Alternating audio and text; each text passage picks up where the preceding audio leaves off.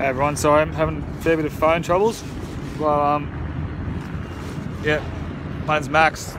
Again, back up in the, well, still up in the Port Botany cranes. And yeah, I'm planning to stay here as long as I can to maximise the level of just disruption that I can make with my body.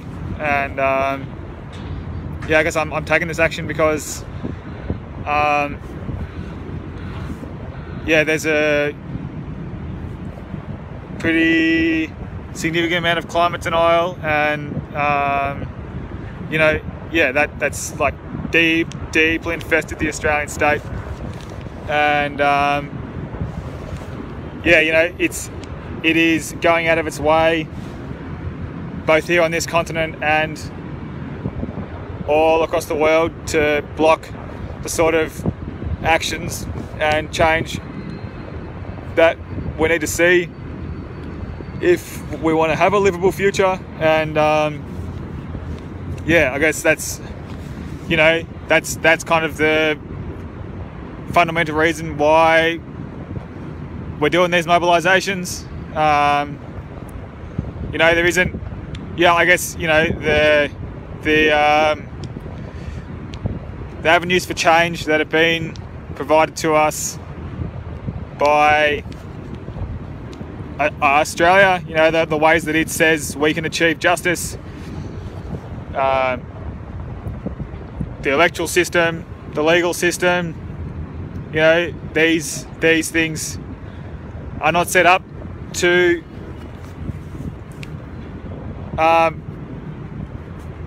deal with crisis, or to you know, give just outcomes to people. They are there to protect the right, the private right to exploit that the small group of people who are ruling this society have. And yeah, there's not much we can do about that through those systems, you know. Yeah, the more effort and time that we throw into the election cycle, the more time we spend you know, asking nicely for politicians to listen to what we're doing, or waging court cases against governments.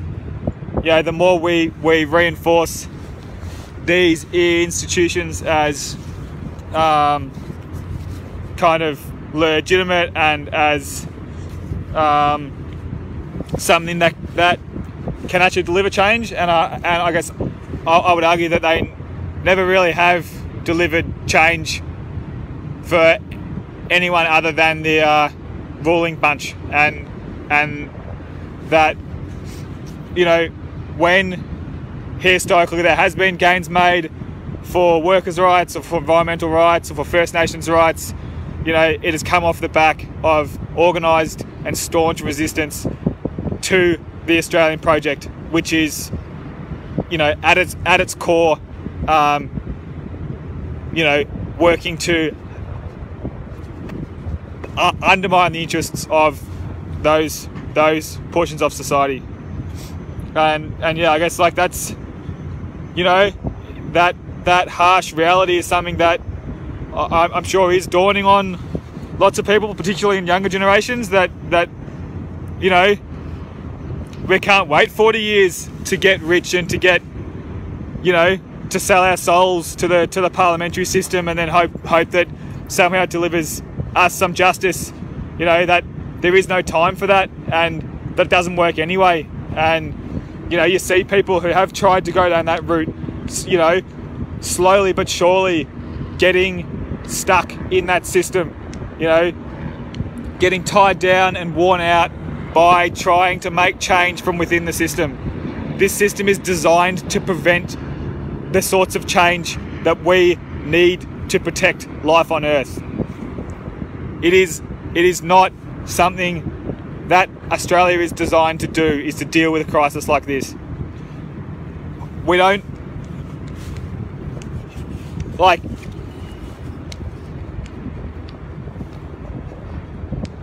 the purpose of Australia is to guard and protect the wealth extraction operations of the rich and powerful, and it is never going to change. It is not something that it can just go, oh, maybe we shouldn't keep stuffing over the vast majority of life on Earth and most of the people and everybody else, and oh yeah, maybe we could take a bit away from the rich. You know, it doesn't do that. It can't do that, because, you know,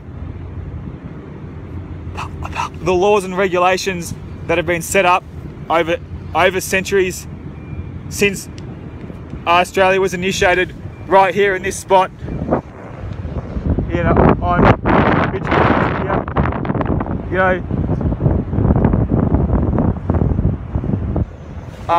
it has, you know, it has always been about maximizing exploitation and minimizing resistance to that program, and that's something that people need to acknowledge in their politics, and they need to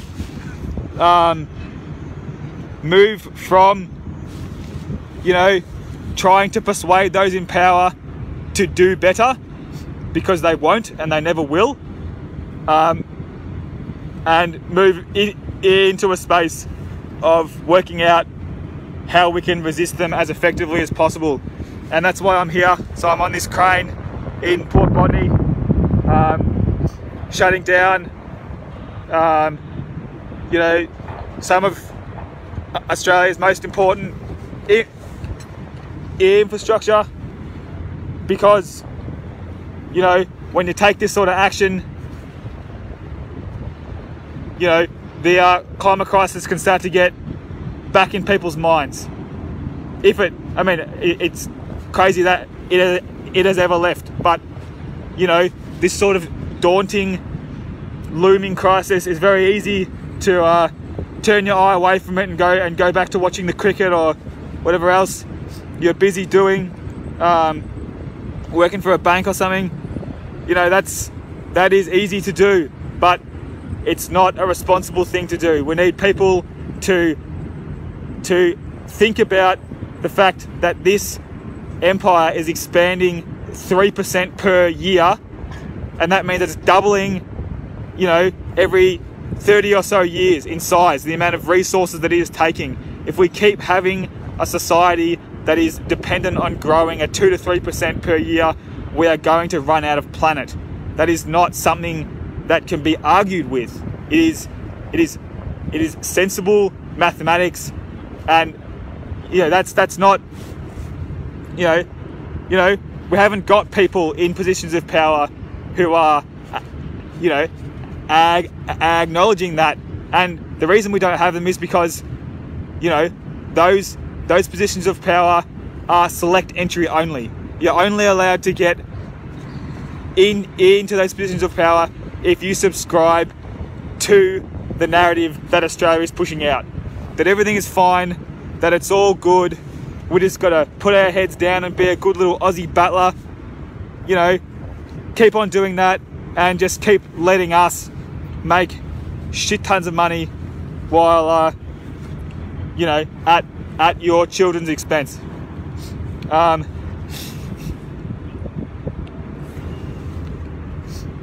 there's quite a few people up here now.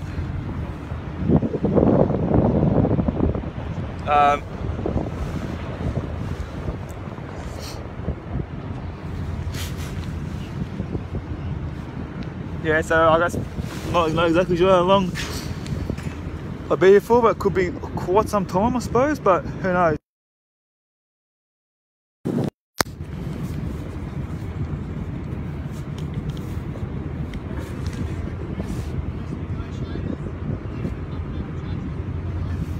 No worries.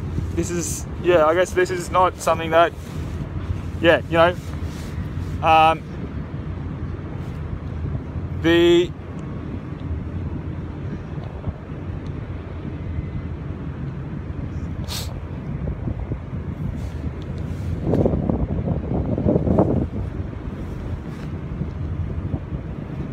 yeah, if we sit back and let Australia carry on with its program, it is going to consume the world, and we need to